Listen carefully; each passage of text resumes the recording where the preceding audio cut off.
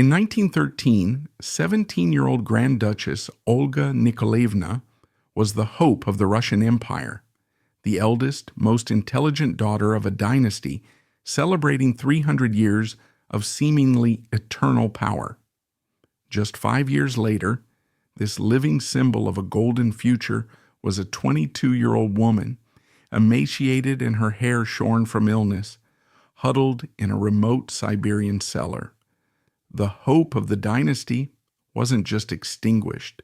She was shot, stabbed with bayonets, and beaten with rifle butts by her own nation's soldiers. Eternity had ended in the blink of an eye. The story of Olga Nikolaevna is not just an execution.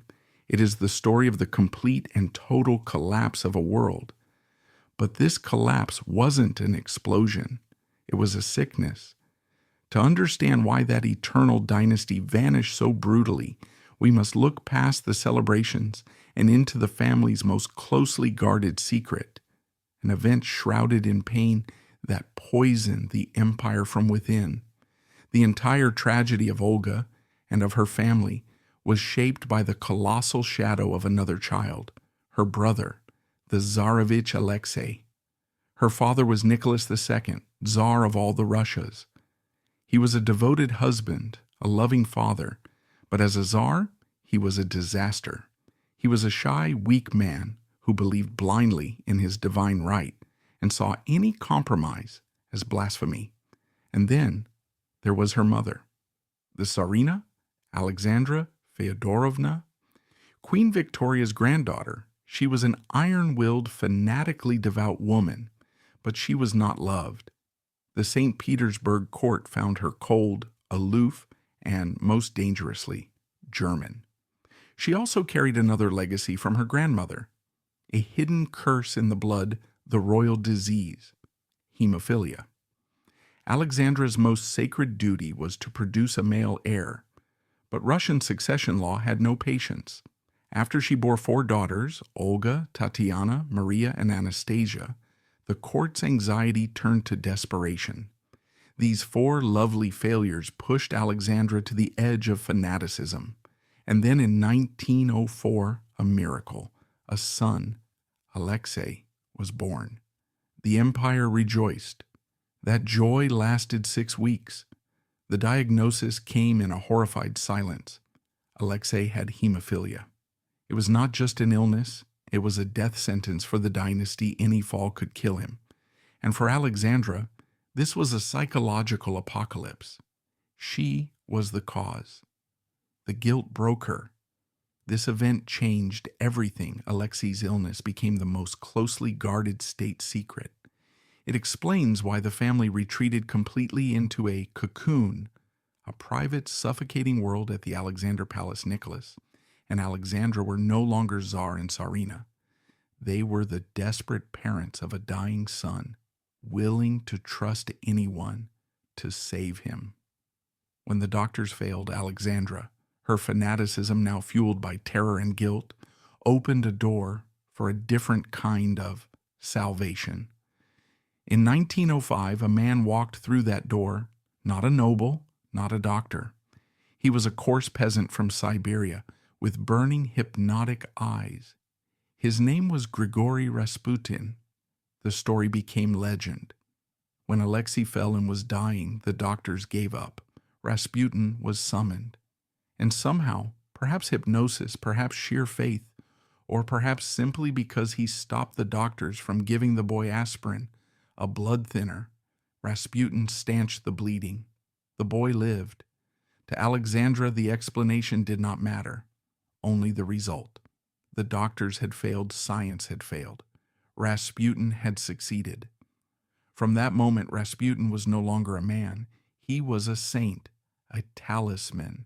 He was the only person on earth who could keep her son alive, and this is the psychological key to everything. From that moment, Alexandra saw Rasputin as indispensable. Criticizing him meant endangering Alexei, and in her eyes, the empire itself. The entire Russian Empire was now hostage to this toxic relationship. A fanatic Tsarina, a bleeding heir, and a mystical peasant. She grew up in a world shaped by secrecy and fear, a place that felt far more like confinement than royalty. And she, the most intelligent, the most perceptive, was the first to realize that the fortress built to protect them was, in fact, the very thing that would destroy them all. Olga Nikolaevna was the firstborn, and in a family defined by secrets, that meant she was the first witness. She was the most complex of the four sisters. Unlike her sister Tatiana, the natural aristocrat, practical and poised, Olga was the intellectual, the soul, cursed with a profound introspection and an uncomfortably honest conscience. Her true education came not from tutors, but from observation. She watched the father she adored struggle with a power he was unfit to wield, and the mother she loved fiercely transform from a nervous parent into a hardened fanatic. That fanaticism created a cocoon. The Tsarina Alexandra's obsession with Alexei's health turned the palace into a prison, isolating her own daughters. Fearing the aristocracy's decadence, Alexandra raised them in Spartan simplicity, cut off from the world. They had no friends, no balls. Olga's entire world was her family, a hermetically sealed unit. This isolation was reinforced by the daily terror of Alexei's hemophilia. Every fall was a potential death sentence, his screams echoing through the palace, and the secrecy, the constant lies about his colds, grated on Olga's honest nature. The key to that prison was Rasputin. As Olga grew into a young woman, her sharp eyes saw what her mother's desperate piety could not: a crude, lecherous peasant who boasted of his power. For Olga, this was a source of profound, sickening shame. She heard the whispers of orgies. She saw the obscene cartoons of her mother and our friend. She was trapped. To believe the whispers was to betray her mother. To deny them was to betray her own eyes. This led to red-faced arguments. Olga, the lone sane voice in the gilded asylum, challenged her mother. But for Alexandra, the choice was simple. It was the world versus her son's life. She dismissed Olga's concerns, and their once close bond became strained. It's no wonder Olga dreamed desperately of escape. Her only freedom was on the Imperial yacht, where she fell into a hopeless secret love for a simple officer. He was a symbol of the normal life she was denied. This, then, was the 17-year-old woman who stood on the balcony in 1913. Not a carefree princess, but an intelligent, isolated, and profoundly worried young woman. She was smiling for her empire, but trapped in a family she both adored and despaired of. She was carrying the weight of her brother's secret illness, her mother's dangerous fanaticism, her father's oblivious weakness, and her own hopeless, forbidden love. She was the star of the tercentenary, but she, more than anyone, could already feel the foundations cracking beneath her feet. The 14 months between the glory of the 1913 tercentenary and the abyss of 1914 were a strange, feverish twilight for Olga's world. The family continued its isolated routine, shuttling between their palaces, their yacht, and their Crimean estate at Levadia. The political world outside was a rising storm of labor strikes, political assassinations, and saber rattling in the Balkans. But inside the cocoon, the primary concerns remained Alexei's health and Alexandra's faith. The Tsar, her father, was busy dissolving the Duma yet again, convinced he alone could steer the ship of state, all while taking his spiritual advice from Rasputin. The disconnect between the family's private reality and the empire's public one had never been wider. For Olga, this was a period of intense personal frustration. She was now approaching 19, a young woman by any standard, yet she was still treated as a child. Her one desperate attempt at a normal life, her friendship with a group of officers, which had culminated in her hopeless love for S, had been discovered and abruptly shut down. Her mother Alexandra and her aunt, Grand Duchess Victoria, had found her diary and were scandalized not by its passion, but by its impropriety. Olga was lectured on her station. The officers were transferred. The curtain was dropped. The message was clear. There would be no escape. Her only future lay in a dynastic marriage. The most promising and most dreaded candidate was Crown Prince Carol of Romania. He was brash, unstable, and Olga, upon meeting him, found him deeply unappealing. This was the moment she famously, tearfully begged her father not to force her away, to let her remain a Russian. Nicholas, the doting, weak-willed father, had relented. This act of familial love was, in hindsight, her death warrant. Had she married Carol, she would have one day been Queen of Romania. She would have been safe, she would have lived. But she chose to remain in the cocoon, a decision born of patriotism and a desperate loyalty to her fragile, dysfunctional family. This was the state of affairs in June 1914. Olga was in a state of suspended animation, a princess in a tower, waiting for a life that was perpetually on hold. And then, a gunshot 1,000 miles away, in a provincial city few in St. Petersburg had ever heard of, brought the entire glittering, rotten edifice crashing down. On June 28, 1914, Archduke Franz Ferdinand, the heir to the Austro-Hungarian throne, was assassinated in Sarajevo. The news, when it reached the Imperial family on the standard, was shocking, but not at first world-shattering. It was another brutal piece of Balkan politics, a region that was perpetually in chaos. Her father, the Tsar, was disturbed by the violence, but there was no immediate sense of impending apocalypse. The family was related to the murdered Archduke, but not closely.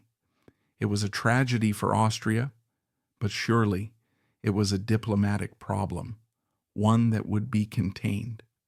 They had not accounted for the intricate, interlocking series of alliances that had turned Europe into a powder keg.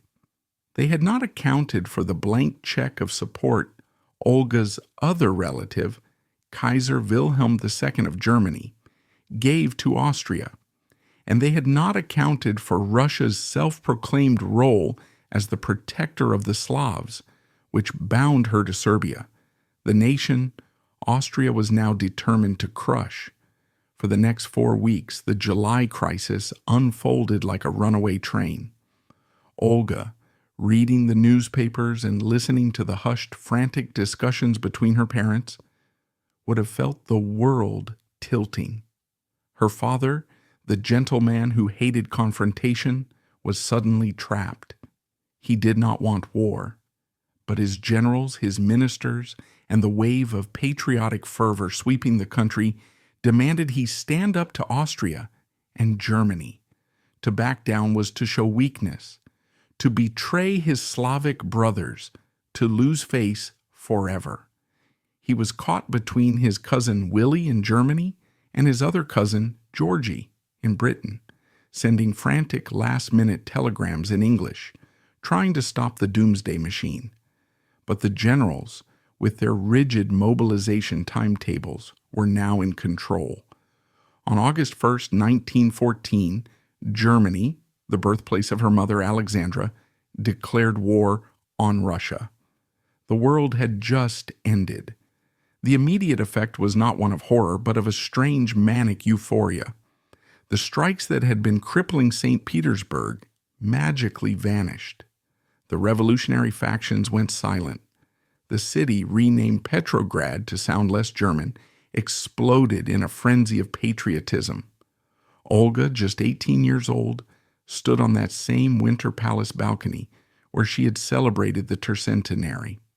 Below her, the square was once again a sea of humanity, not celebrating the past, but demanding a victorious future. They were kneeling, singing God Save the Tsar with a fervor that was almost religious. It was perhaps the last moment of true unad unity the family would ever experience. For Olga, the path was clear. Her life of frustrated waiting was over. She finally had a purpose. She, along with her mother, the Tsarina, and her sister Tatiana, immediately enrolled in the Red Cross. They would become nurses. This was not a symbolic gesture. This was not a modern royal patronage, a matter of cutting ribbons and smiling for cameras.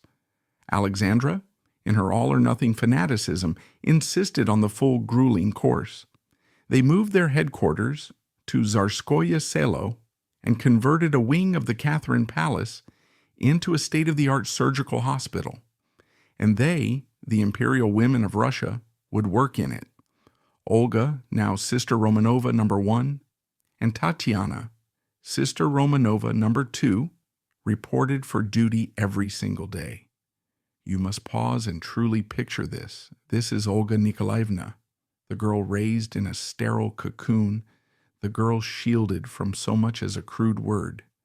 She was now, at 19, a surgical nurse. Her job was not to comfort, but to assist in the operating theater. She was not fluffing pillows. She was standing for hours in the stench of ether and gangrene. She was holding retractors. She was passing instruments. She was handling amputated limbs. She was dressing wounds that were not clean, heroic cuts, but septic, festering holes blown into human flesh by shrapnel and machine gun fire. She, who had never been allowed to socialize, was now intimately tending to the shattered bodies of hundreds of men, simple, uneducated peasants and soldiers. The real Russia she had so longed to know at first. She threw herself into it with a desperate energy. It was real. It was useful. It was an escape from the psychological poison of the palace. But the sheer, relentless, industrial-scale horror of it began to break her. Tatiana, the governess, proved to be a born nurse. She had the steel, the detachment, the executive calm to handle the gore in the administration. She never flinched. She was, as one doctor noted, born for this. Olga was not. Olga was the soul. She was the one who felt. She couldn't build a wall between herself and the suffering. She absorbed it. She internalized the pain of every soldier she held, every young man she watched die, every letter she wrote home to a grieving mother. She remembered the faces. She knew their names. And while she was confronting the physical reality of the war, she was also forced to confront the political reality of her own family, the patriotic euphoria of August 1914 had lasted barely a few months. The Russian army, poorly equipped, badly led, and still operating on 19th century tactics, was being slaughtered. The disastrous Battle of Tannenberg had seen an entire Russian army annihilated. The flood of wounded men coming back to her hospital was not a flood of heroes, but a tide of defeated, mutilated victims. And who was being blamed? Her mother. The anti-German sentiment, temporarily forgotten, returned with a vengeance. Alexandra, the Tsarina, was the German. Rumors, fanned by political factions eager to discredit the monarchy, spread like a plague. She was a spy. She was signaling to German submarines from the palace she had a secret telegraph wire to her cousin, the Kaiser. The hospital she had founded? It was a front, a way to weaken the soldiers or to gather intelligence. For Olga, this was an incomprehensible cruelty. She was working in that hospital. She was watching her mother work tirelessly, cleaning the same filthy wounds she was. She saw her mother's genuine, if strained, dedication. To hear that dedication twisted into accusations of treason was a profound psychological blow. Then, in the autumn of 1915, her father made the single most catastrophic decision of his entire reign. Convinced that his generals were failing and that his divine presence was needed, Nicholas II dismissed his capable uncle, the Grand Duke Nicholas, and took supreme command of the Russian military himself. He left Petrograd and moved to the Stavka, the military headquarters at Mogilev, hundreds of miles away. He had no military experience. He was a micromanager who obsessed over troop inspections, while the grand strategy collapsed. But the political effect was far worse. By leaving the capital, he had in effect abdicated his political role, and he left it in the hands of the one person he trusted implicitly, his dear, wise wifey, the Tsarina Alexandra. And who did Alexandra trust? The one person who could keep her son alive, Grigory Rasputin. The Russian government now devolved into a terrifying, toxic triumvirate: a well-meaning but incompetent czar at the front, a hysterical and hated czarina in the palace, and a debauched, semi-literate peasant controlling them both. This was the beginning of the end. Olga, now 20, saw it all. She was no longer just a nurse.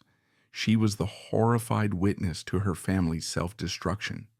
She would receive letters from her father at the front, full of mundane details, and then have to sit at dinner and watch her mother and Rasputin effectively run and ruin the empire.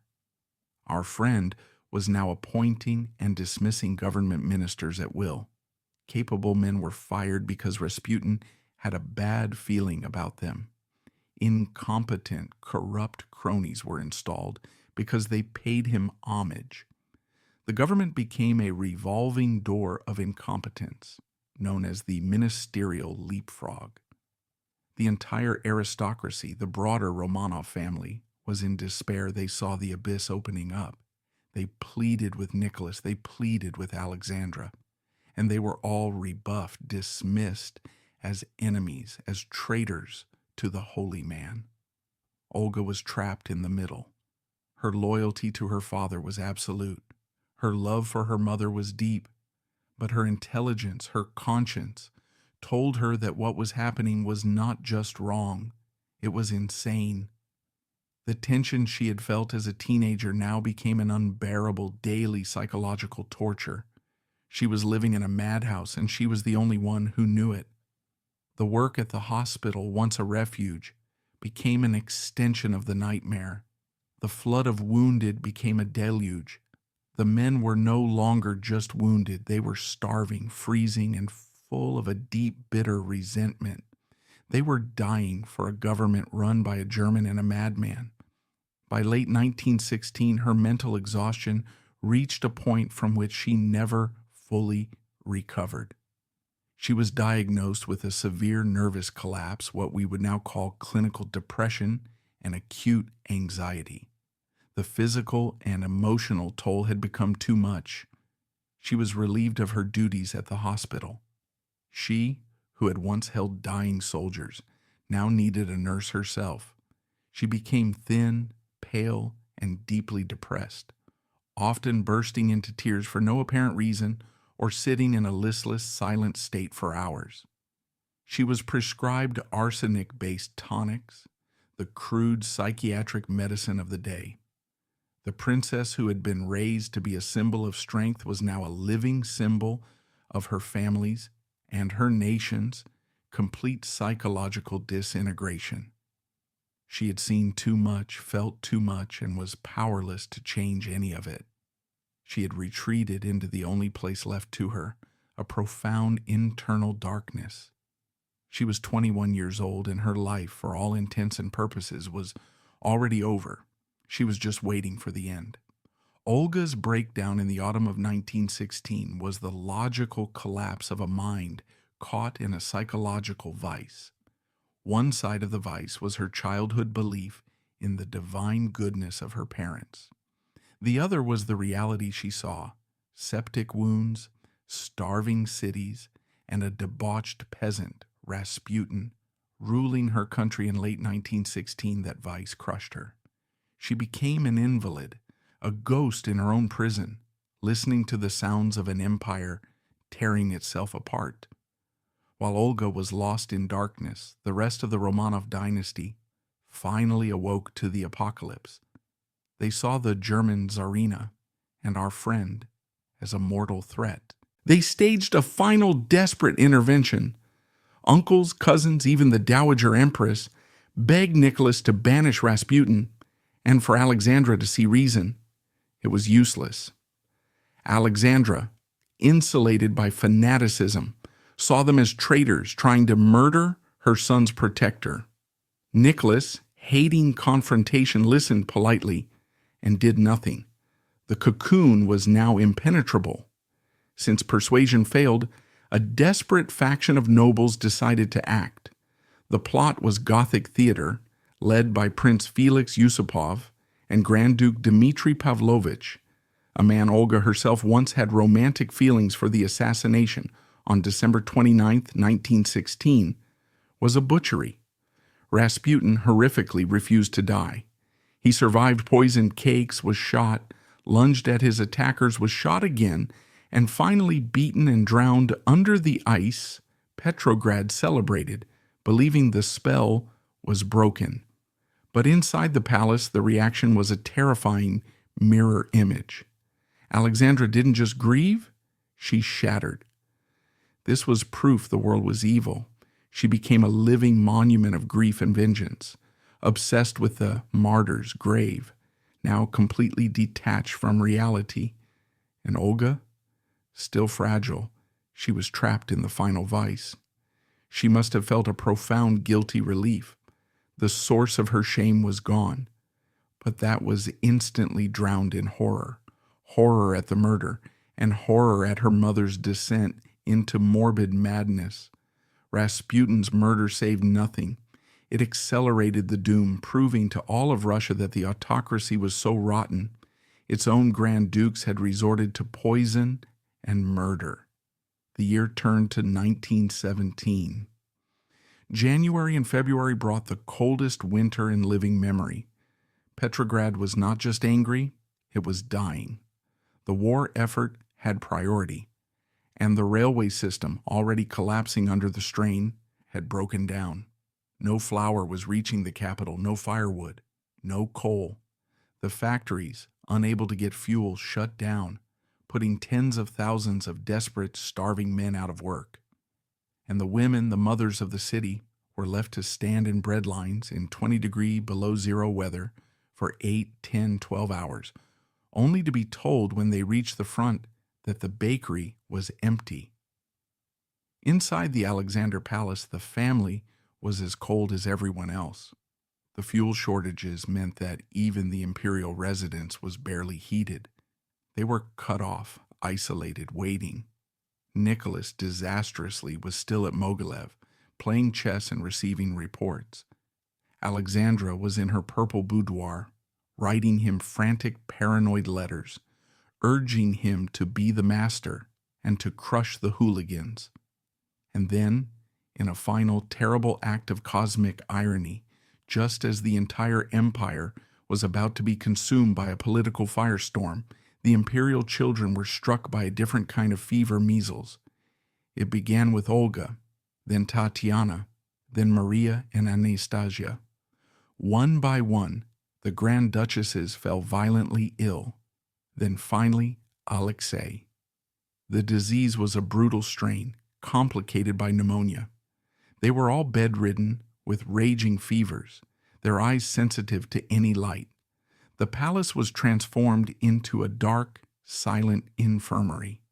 Alexandra, her own grief momentarily forgotten, threw herself into nursing her children, her one true, undisputed talent. This was the scene. The Tsar was at headquarters, hundreds of miles away. The Tsarina was a full-time nurse, isolated in the children's wing, and all 4 Grand Duchesses and the Tsarevich were in darkened rooms, delirious with fevers that topped 104 degrees. On February 23, 1917, the revolution began. It didn't start with political speeches or Bolshevik leaders. It started with the women in the breadlines. It was International Women's Day, and they had simply had enough. They were cold, their children were starving, and their patience snapped. They left the lines, smashed the windows of the bakeries, and began to riot. They marched on the factories, their ranks swelling, shouting "Bread!" and "Down with the German." The Tsar at Mogilev received a telegram. He dismissed it. "Hooligan movements," he wrote. He sent his final fatal order to the military governor of Petrograd. "I command you to put a stop to these disorders in the capital by tomorrow. This is not to be delayed." The troops were called out, but these were not the hardened, loyal soldiers of 1905. That army was dead, rotting in the trenches of Poland. These were new recruits, sullen peasants and factory workers in their 30s and 40s, just as cold and just as hungry as the women in the streets. On February 26th, a company of the Pavlovsky Lifeguards was ordered to fire into a crowd. They did, and then, horrified by what they had done, they returned to their barracks and they mutinied. They shot their own officers. That was the sound of the autocracy dying. It was the snap.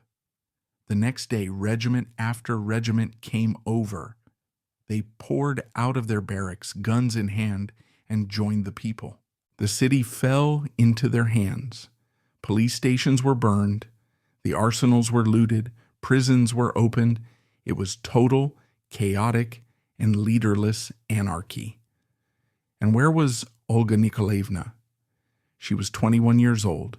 She was in a darkened room in the Alexander Palace, her hair now falling out in clumps from the fever, her body aching, completely delirious. She was oblivious. The 300-year-old empire she had been born to inherit, the world that had been built around her, was at that very moment evaporating in a cloud of smoke and gunfire. Just 15 miles down the road, her father's reign was over, and she, her mother, and her siblings were now alone, sick and defenseless, in a palace surrounded by a sea of revolution. While Olga and her siblings lay delirious in the grip of measles, the world outside their sick rooms was not just collapsing. It was being remade hour by hour by mobs, mutineers, and panicked politicians. In the Alexander Palace, the Tsarina Alexandra, her reality now completely shattered, was living in a state of defiant denial. Cut off from all reliable news, she was receiving only a few frantic telegrams. She still believed this was a hooligan problem, a temporary riot that her husband, her Tsar, would return and crush with his divine authority. She was a nurse to her sick children, but she was also the last delusional believer in a system that was already dead. And where was the Tsar? Nicholas II, the man who had dismissed the first reports of chaos, had finally, belatedly, understood the scale of the disaster.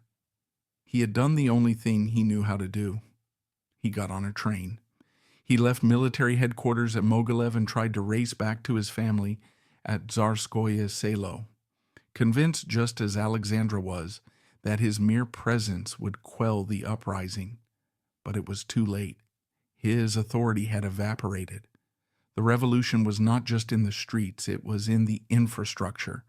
Revolutionary railway workers, the new masters of the tracks, refused his train passage. The Imperial train, once a moving palace of absolute power, was shunted onto sidings, rerouted, and stopped. It became a ghost train, steaming pathetically across the frozen landscape, a monarch without a country, searching for a station that would accept him. He was finally diverted to the northern city of Pskov, to the headquarters of General Ruzsky, the commander of the Northern Front.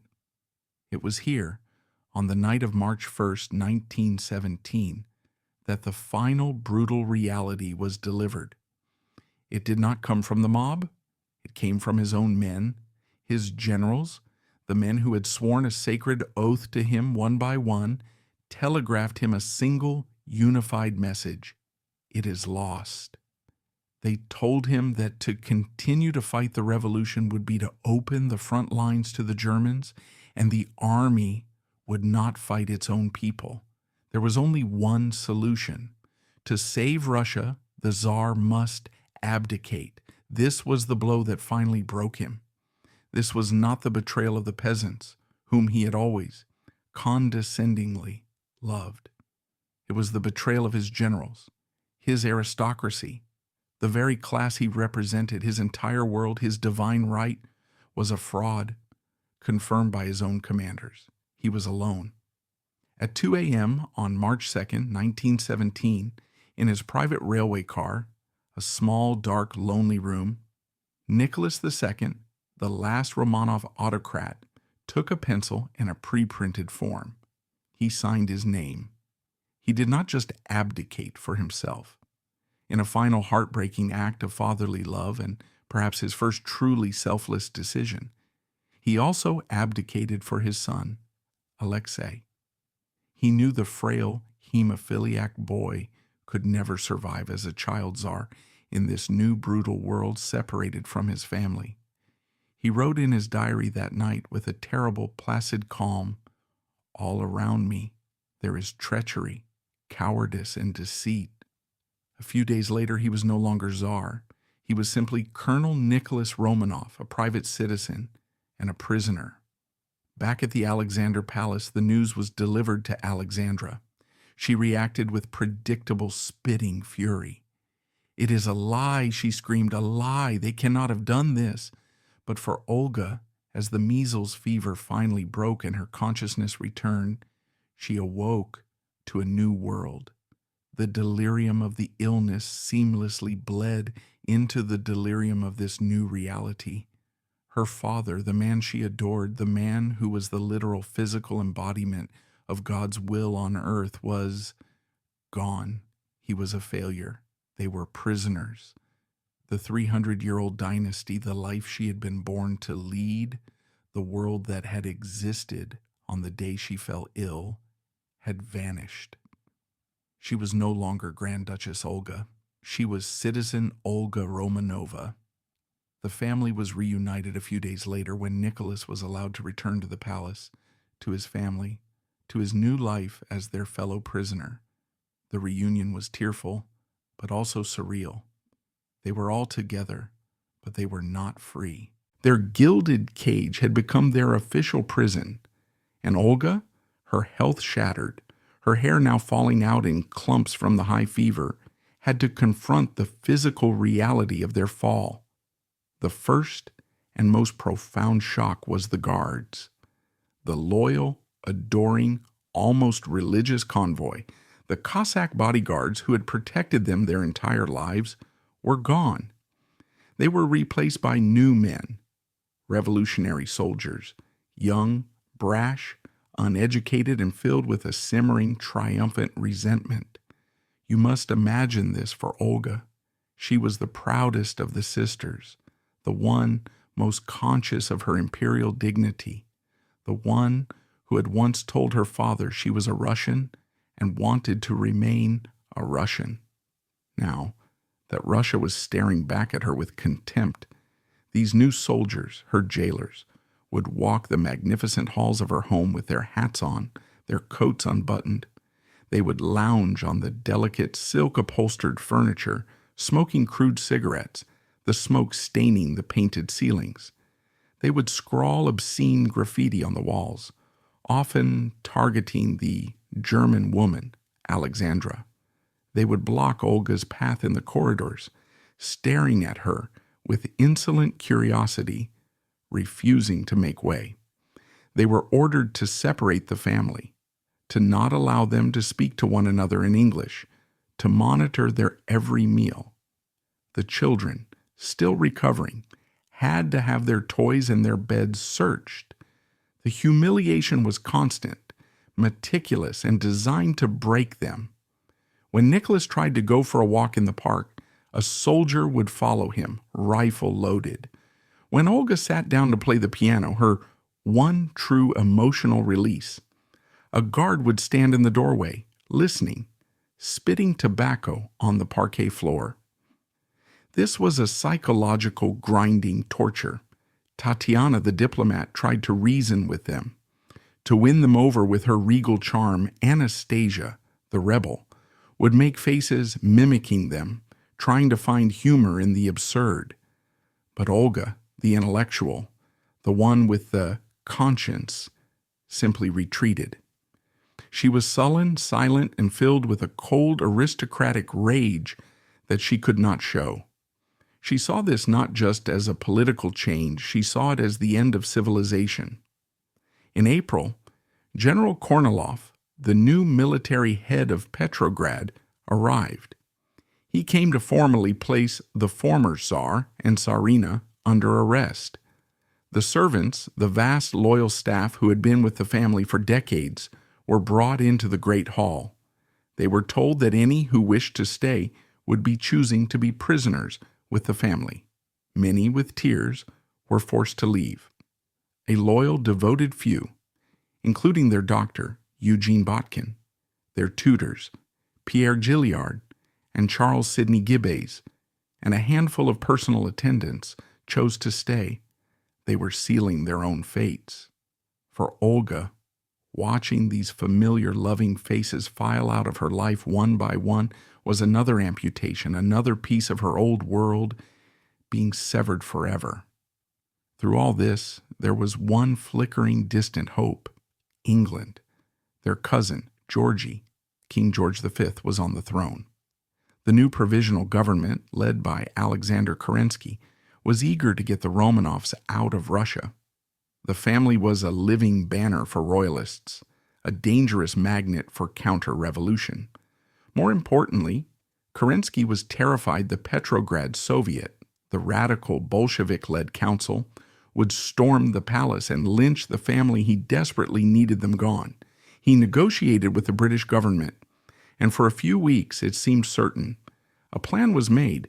A British cruiser, the HMS Hampshire, would sail to a northern port. The family would be smuggled out. They packed their bags, they waited, and then the telegram came.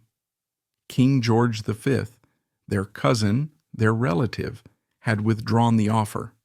The king, it turned out, was terrified. His own throne in Britain was shaky. Anti-German sentiment was at its peak, and his own family name was the German Saxe-Coburg-Gotha. His wife, Queen Mary, despised Alexandra. His advisors, like Lord Stamfordham, warned him that bringing the German Tsarina and the bloody Tsar to England could ignite a revolution on their own soil. In a cold, pragmatic act of political and personal betrayal, King George V washed his hands of his family. The door slammed shut. There was no escape. By the summer of 1917, the situation in Petrograd had become even more chaotic. The provisional government was failing. Lenin, the Bolshevik leader, was back in Russia, demanding all power to the Soviets. The family at Tsarskoye Selo was in mortal danger. Kerensky, in a final desperate move, decided he had to move them, not to safety in England, but to obscurity. He would hide them in the one place so vast, so remote, that no one would think to look: Siberia. The plan was hatched in total secrecy. The family was told they were being moved for their own safety, possibly to the Crimea. They were told to pack warm clothes. The departure was disguised as a Japanese Red Cross mission. In the dead of night on August 1st, 1917, Olga, her parents, her sisters, and her brother, along with the 40-odd loyal retainers who had refused to leave them, were loaded onto a train. The train was marked with a new, terrifying anonymity. It bore no imperial eagles. It simply read, "Mission of the Japanese Red Cross." Olga Nikolaevna looked out the window as the train pulled away from the station. She was leaving her home, her palace, the city of her birth. She was 21 years old. She would never see it again. The journey east lasted for days. It was a slow, humiliating, and uncomfortable trip. They were cargo. When the train stopped at stations, the window blinds had to be kept drawn, but they could hear the crowds outside. They were no longer cheering. They were jeering. They were shouting, "Bloodsuckers! Where is Nicholas the drunkard? Show us the German!" Their destination was revealed: Tobolsk, a remote, sleepy, swampy town in the heart of western Siberia. Upon arrival, they were marched to their new prison, the former governor's mansion. It was a large, comfortable house, but it was not a palace, and it was, unequivocally, a prison. A high wooden stockade was immediately built around the perimeter, enclosing the house and a small garden. The cocoon had shrunk again to the size of a single city block, and here, in Tobolsk, the last normal phase of their lives began. It was a life of surreal, suffocating monotony. They were in limbo. The guards, at first, were the same soldiers from Tsarskoye Selo, and, while disrespectful, they were not yet murderous. A strange, listless routine set in. Nicholas, to keep his sanity, became obsessed with physical labor. He would spend hours a day in the courtyard, sawing and chopping firewood, stacking enormous piles of logs. Alexandra, in poor health and sinking into a deep depression, rarely left her rooms. And Olga? This is where her spirit truly began to wane. The last of her fire, her aristocratic pride, seemed to gutter and die. Her nervous breakdown from 1916 returned, not as a violent crisis, but as a chronic gray fog of despair. She was 22. Her life was over. There would be no marriage, no love, no S. There would be no future. There was only this yard, this wooden fence, and the vast, empty Siberian sky. She spent her days teaching English to her younger siblings, reading and writing in her diary. But her entries became short, clipped, and devoid of emotion. Played bezique, snowed. It was the diary of a person who was no longer living, but merely existing. To fight this crushing existential boredom, the family did what they always did. They turned inward. They staged elaborate amateur theatricals for themselves and their retainers. They tried to create a micro-court, a performance of normalcy. As the world outside descended into madness, they were performing for an audience of themselves, but the madness was coming for them. In October 1917, the news, delayed by weeks, finally reached Tobolsk. It was a catastrophe. Kerensky's provisional government had been overthrown. The Bolsheviks had seized power. Lenin was now the master of Russia. Everything changed, almost overnight. The respectful guards, the ones who had served the provisional government, were suddenly a liability. They were replaced. New men arrived, sent from the local Bolshevik Soviet. These were not just sullen, resentful recruits. These were hardcore, ideologically driven revolutionaries. They were men who had read the pamphlets. They truly hated the family.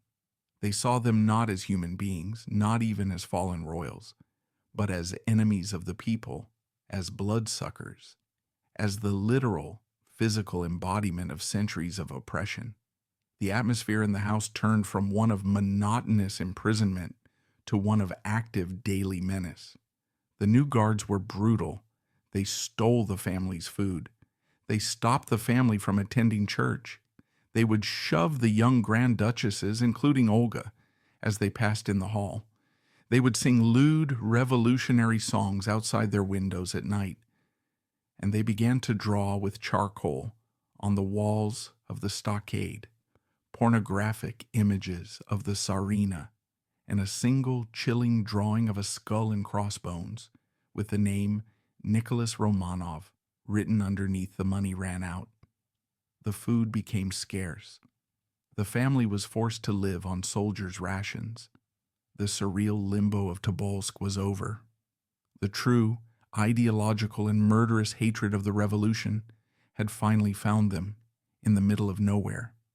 They were cold, they were hungry, and they were, for the first time, truly mortally afraid. The winter of 1917 to 1918 in Tobolsk was the long, slow, and agonizing death of hope. The family, now under the control of hardline Bolsheviks, was no longer in limbo. They were the declared property of a regime that despised them. The arrival of the new guards from the local Soviet transformed the governor's mansion from a monotonous prison into a place of active, daily menace. These were not just sullen conscripts. They were men filled with the ideological fury of the revolution. They were the new masters, and they relished their power. They saw the Romanovs as enemies of the people, and their primary duty, it seemed, was to inflict psychological grinding humiliation. For Olga, this was a new kind of torment. Her aristocratic pride, the one thing that had sustained her through her nervous collapse, was now a daily target. The guards, many of them from the local Baltic fleet, were thuggish and crude. They would barge into the family's quarters, their hats on, cigarettes dangling from their lips, and would pass lewd comments to the four young Grand Duchesses. They found a particular cruel pleasure in taunting Olga, Tatiana, Maria, and Anastasia. They would sing revolutionary songs, the Internationale, outside their bedroom doors at all hours of the night. Their most chilling pastime was on the high wooden stockade that enclosed the yard. They used charcoal to draw crude, pornographic cartoons of the Tsarina and Rasputin, and sinister sketches of skulls and crossbones, with the name Nicholas the Bloody written underneath. The family's world, which had already shrunk to the size of a single house, now shrank further. They were too intimidated to even walk in the small yard. They became prisoners within their prison, confined to their rooms, listening to the jeers of their captors. The cold was bitter, but the wood chopping, Nicholas's one physical release, was now forbidden. The family's money, their last link to the outside world, was cut off. Their private funds were seized. They were put on meager soldiers' rations, the same as their guards. Butter, coffee, and sugar, the last vestiges of their old life, vanished. They were cold, they were hungry, and they were trapped. While the family starved and shivered in Tobolsk, a high-stakes political drama was unfolding in Moscow. Lenin and his Bolshevik government were in a precarious position. The new, revolutionary Russia was being torn apart by civil war. The White Armies, a disparate collection of royalists, liberals, and foreign powers, were advancing on multiple fronts, and the Romanovs, particularly Nicholas, were the ultimate prize. To the Whites, he was a living banner, a symbol to rally around. To the Bolsheviks, he was their ultimate hostage, their ace card. Lenin, a pragmatist to his core, could not let him be rescued, but Tobolsk was too remote, too white in its sympathies, and too vulnerable to a white army advance from the east. The decision was made. The Tsar had to be moved. He had to be brought to the red capital of the Urals, Ekaterinburg, a city that was a fortress of Bolshevism, a place that seethed with a murderous personal hatred for the Romanovs. In April 1918, a man from Moscow arrived in Tobolsk. He was Commissar Vasily Yakovlev, a seasoned Bolshevik with a direct mandate from the Central Committee. His orders were simple: retrieve the Tsar and his family and bring them to Ekaterinburg. He arrived at the governor's mansion, a figure of new and more frightening authority. But just as the order came, fate, which had never been kind to the Romanovs, intervened with one last cruel twist. Alexei, the Tsarevich, was sick, mortally sick. In a simple act of a bored, captive child, he had sledded down an interior staircase on his small sled. He had landed badly. The jolt had triggered one of the worst internal hemorrhages of his life, a massive bleed in his groin and upper leg. He was completely incapacitated, his leg drawn up in a grotesque, permanent cramp. He was screaming in agony. His temperature raged. He was once again at the brink of death. For Yakovlev, this was a disaster. He was under a strict timetable. The white forces were rumored to be closing in. He could not wait. But he could not move a dying child. And for Alexandra, this was the ultimate impossible Sophie's choice. Her husband was being taken. She knew not where her son was dying in the room next door. This was the moment her two life-defining, conflicting devotions, her loyalty to her husband and her all-consuming obsession with her son, collided with catastrophic force. She could not abandon her husband to these men to an unknown fate, but she could not move her son. A frantic, tearful, and agonizing decision was made. The family would be ripped in two. Yakovlev would take Nicholas, the primary target.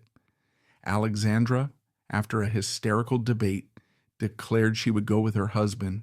"I am his wife," she said. "I must be at his side." She would not let him face this alone, but she could not take Alexei. Instead, she chose one daughter to accompany them, the robust, good-natured, and physically strong Maria, who, it was thought, could best endure the hardships of the journey. Olga, Tatiana, Anastasia, and the screaming invalid Alexei would be left behind. They were to follow when, if Alexei was well enough to travel. The farewell, on the morning of April 20th, was a scene of pure, unadulterated tragedy. Olga and Tatiana, pale and stoic, stood on the steps as their parents and their sister Maria were loaded into crude peasant carts. They watched their mother, her face a mask of stone-cold terror, climb in. They watched their father, calm and resigned as ever, embrace them one last time. They did not know where their parents were going. They did not know if they would be killed on the road. They did not know if they would ever see them again. The carts pulled away, leaving them, the left-behinds, alone in the house, surrounded by hostile guards, and responsible for their dying brother. For the next 3 weeks, Olga, Tatiana, and Anastasia lived in a state of suspended terror. Olga, at 22, was now the head of this broken, terrified household. She and Tatiana, the big pair, took absolute control. They sat in constant vigil by Alexei's bed, nursing him through his excruciating pain. They had to fight with the guards for simple necessities, for clean water, for medicine for their brother. The guards, with the Tsar and Tsarina gone, became even more insolent. The gray fog of Olga's depression was momentarily burned away by the acid of pure animalistic fear and a grim protective duty. She was no longer just a witness. She was a guardian. Finally, by mid-May, Alexei was marginally better. He was not well. He was simply alive. He could not walk. He could not even sit up. He was a frail, skeletal 13-year-old who would have to be carried on a stretcher for the entire brutal journey. The order came for the second and final transfer. The remaining children, along with the loyal members of their suite who had refused to leave, Dr. Botkin, the tutors Gilliard, and Gibbies, the devoted sailor Nagorny, and the maids, were marched from the governor's mansion. They were loaded onto a river steamer called the Rus for the first leg of their journey, down the Irtish River to the railway hub at Tyumen. That journey on the Rus was, by all accounts, a unique and special kind of hell. The left-behinds were now in the custody of a new detachment of guards, Bolsheviks from the Ural Soviet, the very men who would soon be their executioners. These men were thuggish, violent, and filled with a victorious contempt. They were led by a man named Rodionov, who seemed to take a personal, sadistic pleasure in their humiliation. The boat was a floating pit of degradation. The guards were constantly drunk. They blasted revolutionary songs on a gramophone. They lounged in the family's cabins, stealing their personal possessions, their small mementos, and their food. For Olga, the most private and proud of the sisters, this was a profound personal violation. She, Tatiana, and Anastasia were trapped on this boat with these men, who would barge into their cabins without knocking, who would stare at them with leering eyes, who saw them not as grand duchesses, but as the bloody czar's whores, the spoils of war. The tutors, Gilliard and Gibbes, were horrified, trying in vain to shield their pupils, but they were powerless. Olga, her dignity, her only remaining armor, retreated into a cold, silent, and visible contempt. She refused to engage, her silence a final futile act of defiance. After a grueling, humiliating week, they reached Tumen. They were transferred from the boat to a sealed train. The windows were painted black. They were now literally cattle. They were herded into filthy third-class carriages, the guards crowding in with them. They traveled for days in the dark, choked by the smell of sweat and crude tobacco, with no idea of their destination. On May 23, 1918, the train ground to a halt. The carriage doors were unbolted and thrown open, blinding them with light. They were herded out onto a platform. They were in Ekaterinburg, the red capital of the Urals. The city was a hotbed of Bolshevik fanaticism, a place that hated the very name Romanov with a pure murderous passion. As they were moved from the station, a hostile crowd gathered, pressing in, jeering, shouting, "The bloodsuckers are here! Show us the Romanovs!" They were pushed into carriages and driven through the hostile streets to a merchant's house on Voznesensky Prospect. It was a solid two-story white house, but it was now a fortress. It was surrounded by a towering, 15-foot-high double wooden stockade, completely sealing it off from the world machine gun nests were posted on the roof. They were hustled inside through a gauntlet of more guards. And there, in the dim hallway, they found them their parents and their sister Maria. The family was reunited. The moment of joy of seeing their parents alive was overwhelming, a single bright spark of relief in an ocean of terror. But it was extinguished almost immediately by the crushing, claustrophobic reality of their new home. This was not a palace. This was not a governor's mansion. This was a box. The windows were all sealed and painted over with white lime. Their world was now reduced to a few small dark rooms. This house had a name, a chilling, bureaucratic, and anonymous name that stripped away all pretense of royalty or even humanity. It was the House of Special Purpose. The Apachev house for Olga, the intellectual, the realist, the one who had seen this coming, this was the end. The cocoon that her mother had built to protect them had now shrunk, for the final time, to the size of a tomb. The Apachev house was not a prison. It was a tomb for Olga, the most claustrophobic and sensitive of the sisters. The arrival at this house of special purpose was the physical manifestation of her deepest, darkest depressions. The cocoon had finally become a coffin. The first and most psychologically brutal act of their new jailers was to paint all the windows, every single one. They were painted over with a thick, white, suffocating lime. The sun, the sky, the sight of a passing cloud, a tree, another human being, all of it was gone.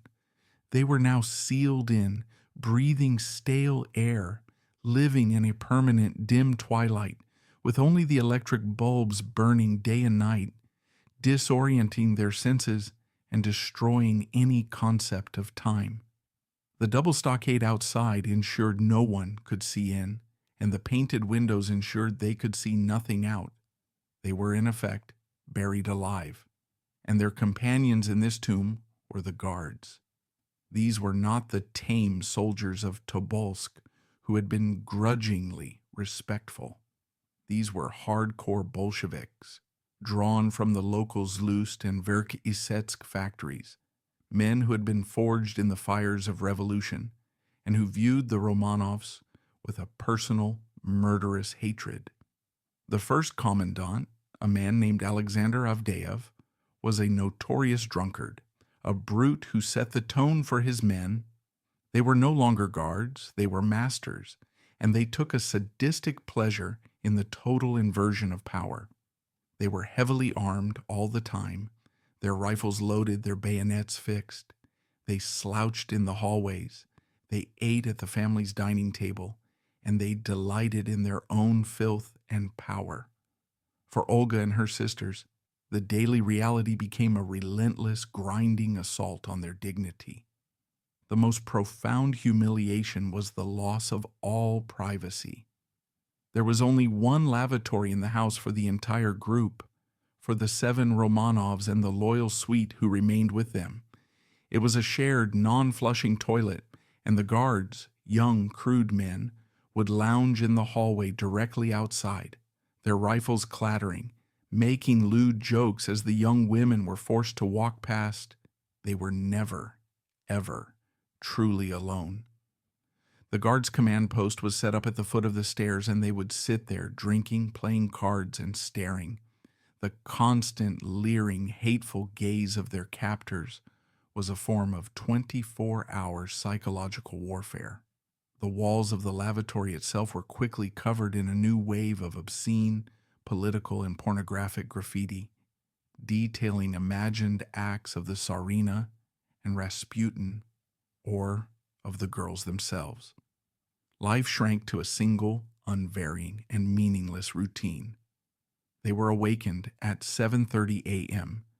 They were given meager rations, the same black bread and weak tea as the soldiers. Lunch was a thin soup with meat only occasionally. Their one activity was a single hour of exercise in the afternoon. This was not a walk. They were permitted into the tiny high-walled yard, which was little more than a patch of mud. They would walk in circles like zoo animals, while the machine gunners on the roof of the house watched them from above, their guns trained on them. Olga, who had once dreamt of a normal life, now found her entire world reduced to this 1-hour supervised circle in the dirt. In this new, terrifying environment, the family's roles, which had been fracturing for years, now solidified into their final forms. Nicholas, ever the stoic, would read his newspapers and try to play cards with his wife. Alexandra, her health collapsing, her legs often paralyzing her, retreated into the only 2 things she had left: her iron-willed faith and her complete devotion to Alexei. She spent her days in a wheelchair, teaching the frail boy his lessons, reading the Bible, and writing in her journals, convinced even now that God was testing them and that a miracle was coming. The little pair, Maria and Anastasia, with the irrepressible resilience of the young, actually tried to make the best of it. They would make jokes, they would try to talk to the guards, to find some human connection, an act of youthful innocence that horrified their mother and earned them stern lectures on their dignity. And what of the big pair? Tatiana, the governess, stepped forward. With her mother crippled by grief and illness, Tatiana, at 21, became the true Tsarina of this prison. She was the family's spine. It was Tatiana who would, with a cold, regal dignity that even the brutish guards respected, confront Avdeyev. It was she who demanded cleaner conditions, who managed their meager rations, who organized the household, and who stood between her family and the daily chaos. She was, to the very end, the perfect Grand Duchess, a figure of astonishing, steely self-control. But Olga was not Tatiana. Olga was the soul. And her soul, which had already cracked in 1916, was now in its final stage of dissolution. She was, by all accounts, the most depressed, the most visibly broken of them all. The gray fog had returned, and this time it was permanent. She was sullen, silent, and almost completely detached from her surroundings. While the others tried to find a modus vivendi, Olga simply opted out. She spent her days reading, her hands listlessly turning the pages of a book, her eyes staring, unseeing. She and Tatiana would sit for hours, mending their own clothes, darning the family's socks, the grand duchesses of all the Russias, heirs to a colossal fortune, were now washerwomen, their fingers raw. There was one last desperate and secret project that gave them a final flicker of purpose. It was Alexandra's plan. They still had their jewels. They had managed to smuggle an astonishing treasure trove out of the Alexander Palace, sewn into hats and hidden in their luggage. Now, in the Ipatiev house, they lived in constant fear that their rooms would be searched and their last weapon confiscated. So, in the stifling sealed bedrooms, the Tsarina and her 4 daughters began their final secret task. Huddled together, their fingers pricked and raw, they painstakingly unstitched their old hiding places and began to sew the treasure into the very fabric of their underclothes. Diamonds, emeralds, vast ropes of pearls, and enormous rubies were hidden inside the bodices of their dresses, sewn into the thick canvas of their corsets, and even stuffed inside buttons. This was not just about hiding wealth. It was a desperate, magical thinking act of hope. This was their escape fund. This was the money they would use to start a new life in England, in France, anywhere after they were rescued. For Olga, the grim realist, she must have known how futile it was, but it was a purpose. It was a secret they shared, a final act of aristocratic defiance, a way to reclaim some small hidden agency from the guards who controlled every other aspect of their lives. Day after day, they stitched, the weight of their corsets growing, until they were, quite literally, wearing a king's ransom under their simple cotton blouses. It was an armor of jewels, their last tragic defense against the 20th century. As June turned to July, the atmosphere outside the house grew more frantic. The Civil War was closing in. The White Armies, led by Czech legions, were advancing on Ekaterinburg. The sounds of distant artillery could sometimes be heard in the city. For the family, this was a terrifying double-edged sword, the sound of a potential last-minute rescue, but also the sound that would surely enrage their captors and seal their fate. The Ural Soviet, the local Bolshevik government, was in a state of panic. They could not let the Tsar be rescued. The Central Committee in Moscow, sensing the local guards were becoming too lax, too corrupted by their daily contact with the family, made a final fatal decision. Avdeyev was fired. He and his thuggish, soft command were dismissed. On July 4th, 1918, a new commandant arrived, a new team of guards. From the local Cheka, the secret police took over. This new man was the polar opposite of Avdeyev. He was not a drunk, he was not a brute. He was cold, quiet, efficient, and professional. He wore a neat dark suit. He logged every possession. He stopped the guards from stealing the family's food. He was polite, but his politeness was infinitely more terrifying than Avdeyev's cruelty. He was a man with the pale, unblinking eyes of a fanatic, an executioner. His name was Yakov Yurovsky. When Yurovsky took command, the family was, paradoxically, almost relieved. He was organized. He was correct. But Olga, the intelligent, perceptive witness, must have felt a new, colder chill. Avdeyev had been a jailer. This man was an undertaker. He had not come to guard them. He had come to manage them. The last act had begun.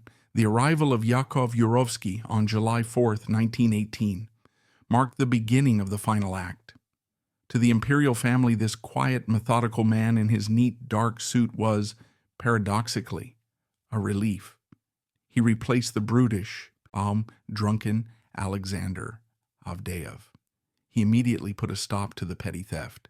He demanded his Cheka guards treat the prisoners with a cold, bureaucratic correctness. The leering and the random drunken taunts ceased.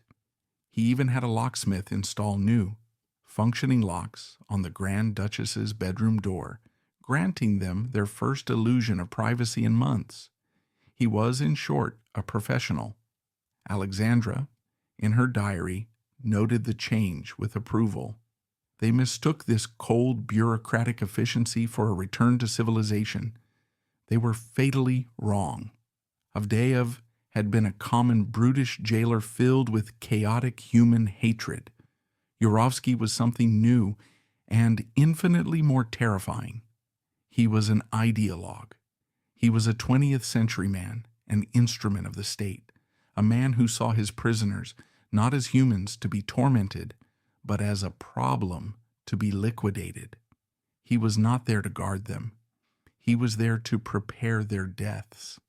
For Olga, the realist, the woman whose nervous system was already shattered by a world of pretense, this new, cold, and correct atmosphere must have been the most terrifying development of all the chaos of Avdeyev's regime, had been in its own way human. It was filled with emotion, however base. Yurovsky's regime was devoid of it. It was the sterile, impersonal coldness of an abattoir. The house, already a tomb, now felt like a laboratory, its specimens being quietly managed before their final dissection. She, more than any of them, would have understood that this was not a reprieve. This was the prelude. Yurovsky's first act was one of meticulous, chilling organization. He was not just a commandant, he was an accountant of the condemned. He had the family gather all their remaining jewelry. He itemized every piece, every ring, every bracelet, every necklace, and placed them in a sealed box, which he then, in a gesture of professionalism, gave back to Alexandra for safekeeping. He was, in reality, taking inventory. He was assessing the treasure that would soon belong to the state. The family naively complied. But they did not give him everything.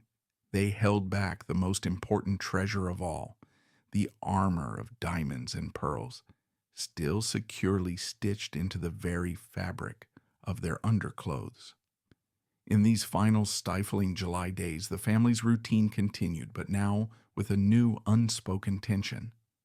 They were aware, in the way prisoners are, of the world outside, even though they could not see it. The Civil War was no longer a distant rumor.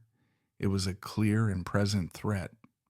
The White Armies, specifically the Czech Legion, were advancing rapidly on Ekaterinburg.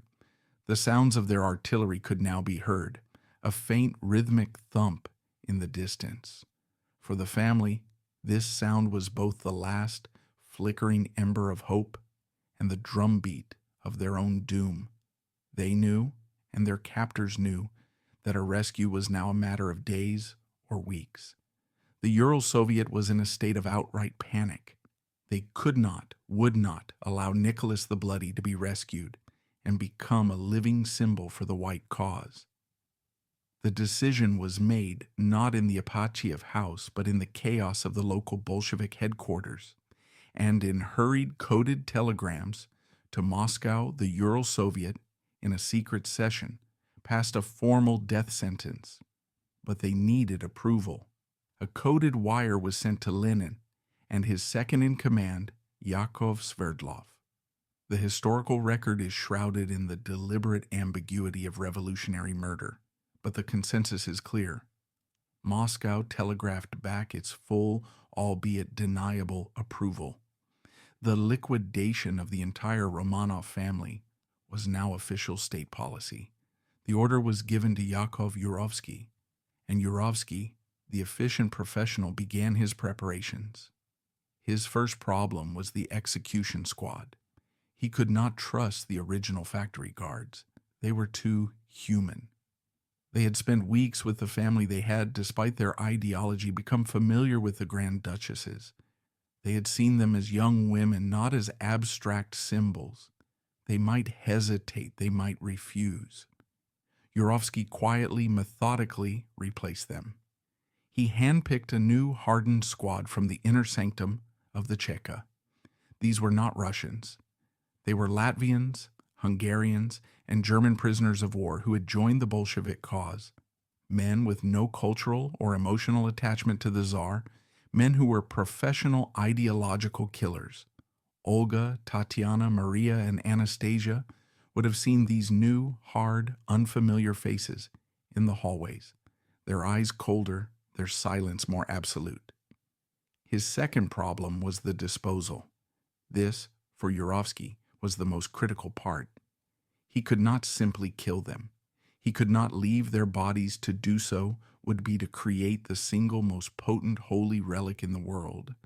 The whites would find them, and their graves would become a shrine, a rallying point for 100 years. He had to make them vanish.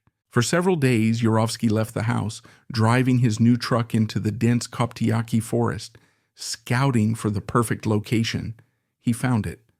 A flooded, abandoned iron mine shaft known as the Four Brothers. It was remote, it was deep, it was perfect.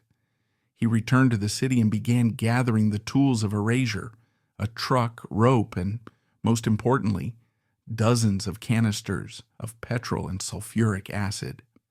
On Sunday, July 14th, Yurovsky permitted one last strange indulgence. He allowed a local priest, Father Storozhev, to enter the house to perform the divine liturgy. This was the family's last contact with the outside world, their last religious rite. The priest and his deacon were terrified. They were escorted by armed Cheka guards into the main drawing room. The family was already assembled. Yurovsky stood in the corner watching. The priest later described the scene. The family was pale, thin, and visibly profoundly sad. But they were calm. They knelt and prayed with a desperate fervor. The priest noted that Olga in particular seemed absent, as if her spirit had already left her body, her eyes fixed on something far beyond the painted-over windows.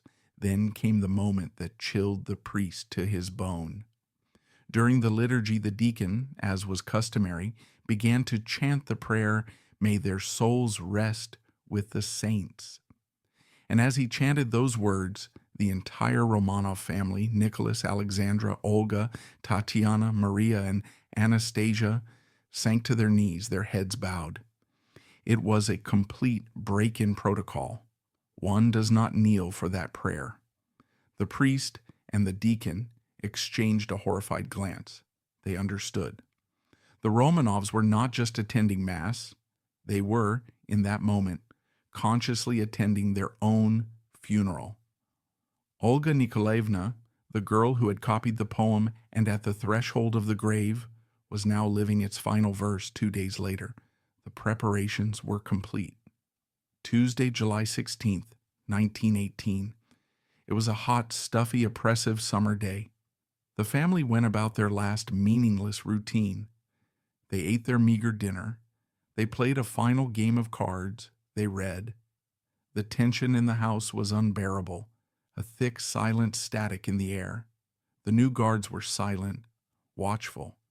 Yurovsky was ever present, his movements quick and decisive. At 10:30 p.m., as was their custom, the family retired to their bedrooms. They were exhausted, their nerves frayed to the breaking point. They fell into a restless sleep. Around 1:30 a.m. in the morning, on July 17th, the house came alive. Yurovsky moved down the hall and knocked on the door of Dr. Botkin, the family's loyal physician. He woke him and gave him the prepared story, the final brilliant deception.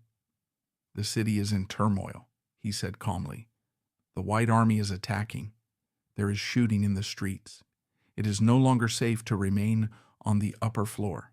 You must all move down to the semi-basement for your own safety until the situation is resolved." The lie was perfect.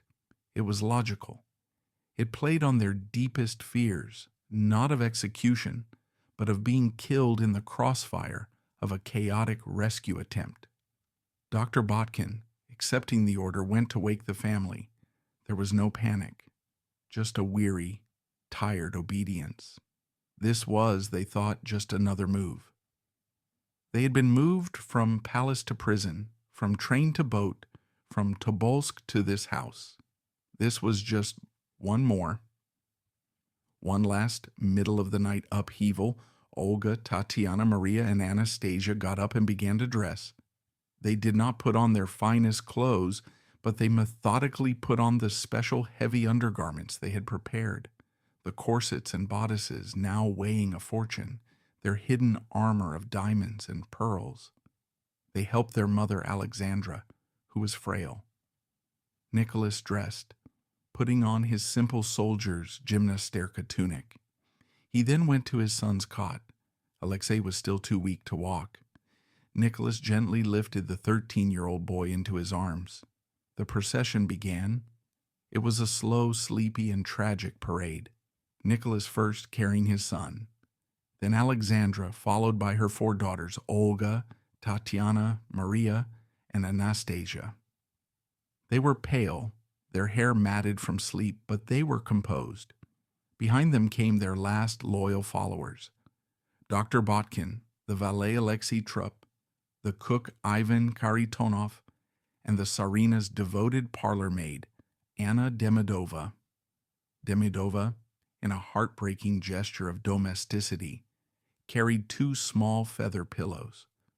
One of them, Yurovsky's men would later discover, was not filled with feathers. It was stuffed with 30 pounds of solid diamonds.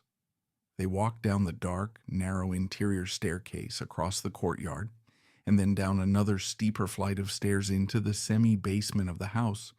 Yurovsky led them to a room at the end of a small corridor. It was an empty room, about 15 by 18 feet. It had a low vaulted ceiling. A single bare electric bulb cast a harsh and yellow light. The windows were barred and sealed. It was, in every respect, a cell. The family entered, confused. This was not a safe room. It was an empty, dirty storage cellar. "Why are there no chairs?" Alexandra asked, her voice sharp with imperial displeasure, even at the end. "Can we not sit down?" Yurovsky, ever the polite manager, nodded. Yes, I will have some brought." He ordered 2 simple wooden chairs.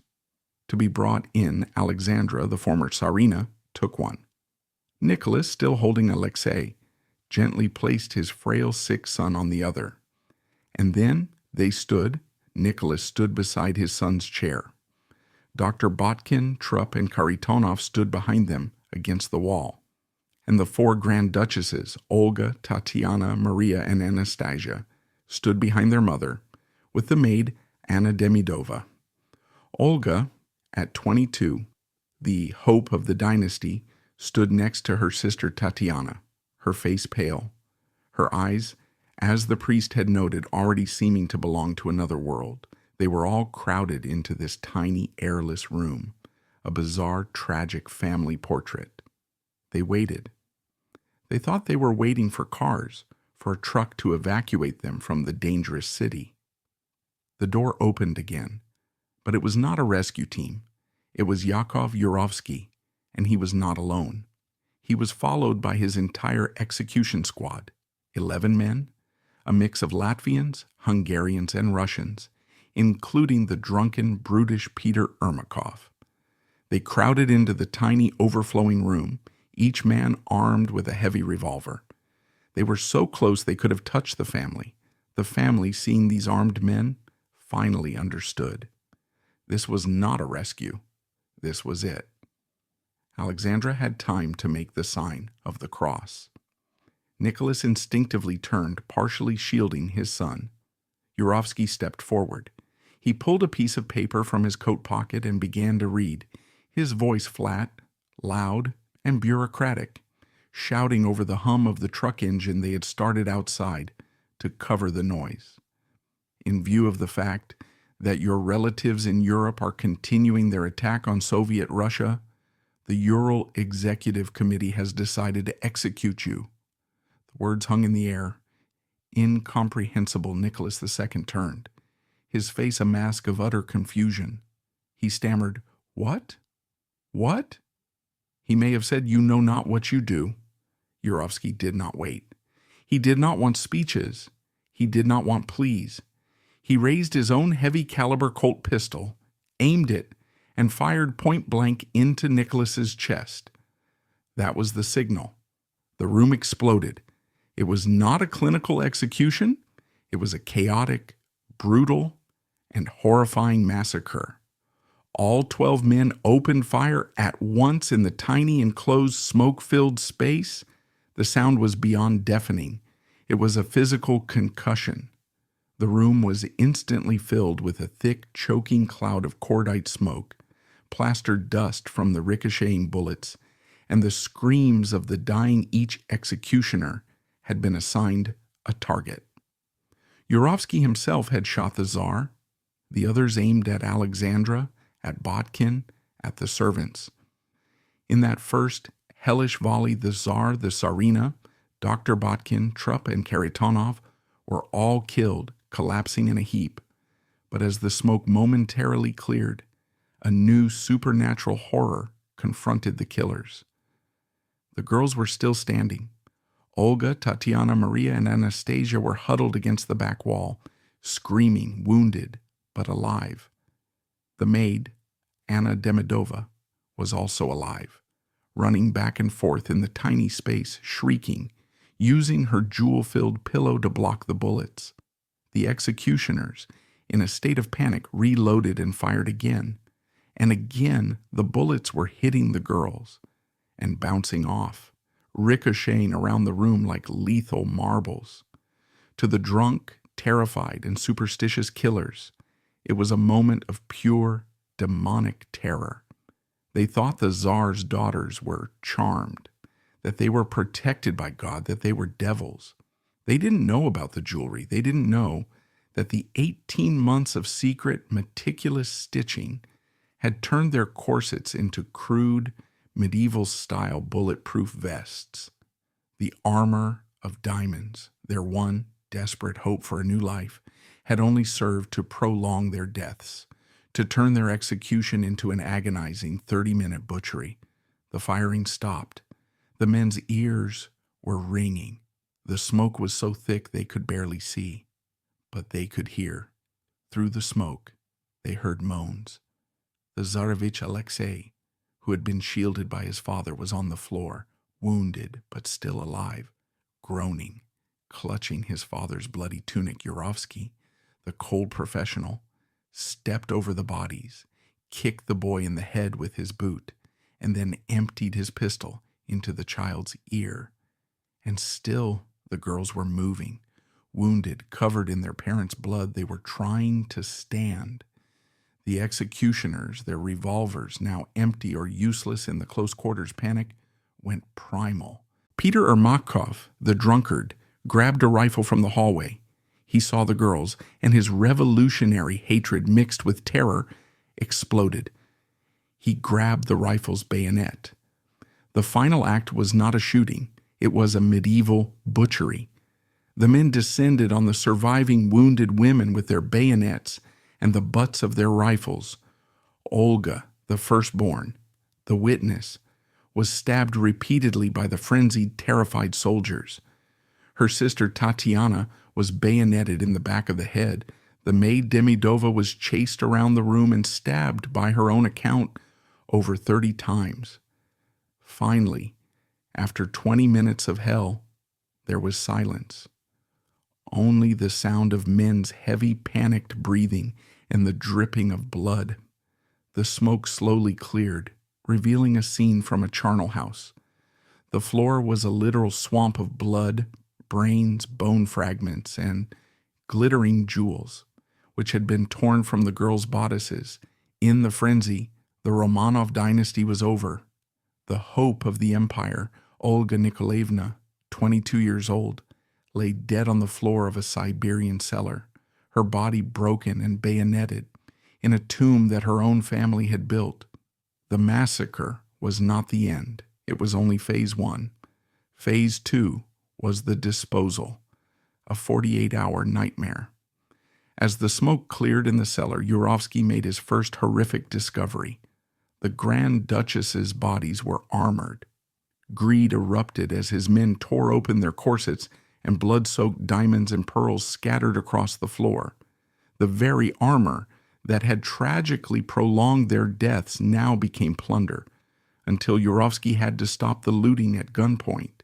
He had to hide the bodies before dawn.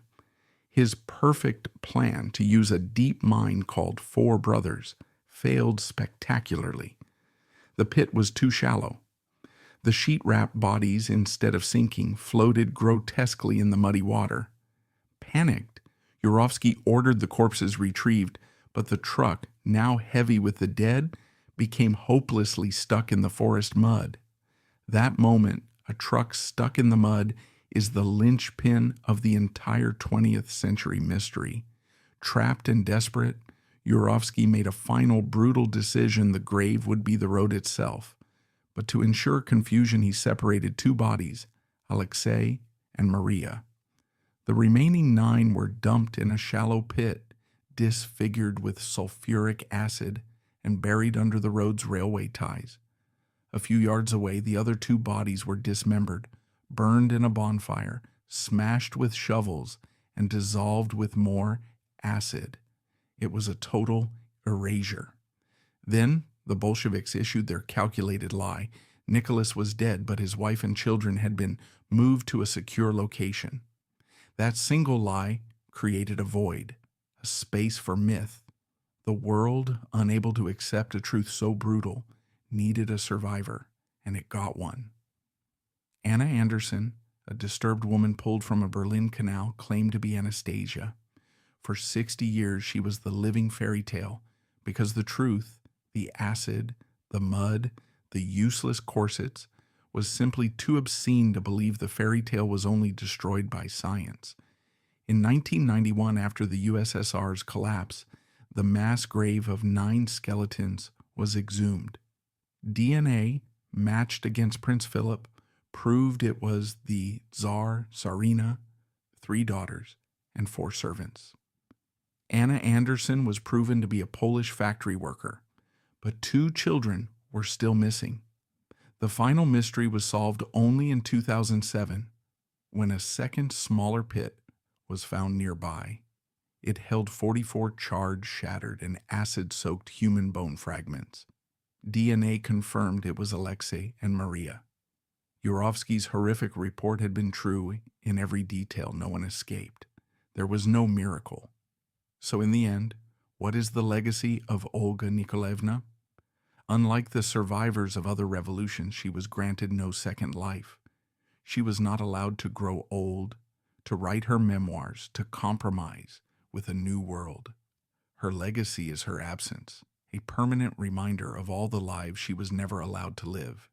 She was the hope of an empire, yet she was denied all personal hope, a normal love, a marriage of her choice, a future. She was the perfect witness, the one who saw the absolute peak of the old world's glory and its most brutal total collapse. Her murderers tried to erase her from history, to turn her into ash in a forest, but they failed. By ending her mortal life, they unintentionally gave her an immortal one. They transformed a depressed captive princess into a canonized passion-bearer. Her story, in the end, is not about the fall of an empire. It is about a single human soul, intelligent, sensitive, and tragic, crushed between the ruthless wheels of history. She was the eldest daughter, the one who saw everything, and who was forced to carry that burden to her grave.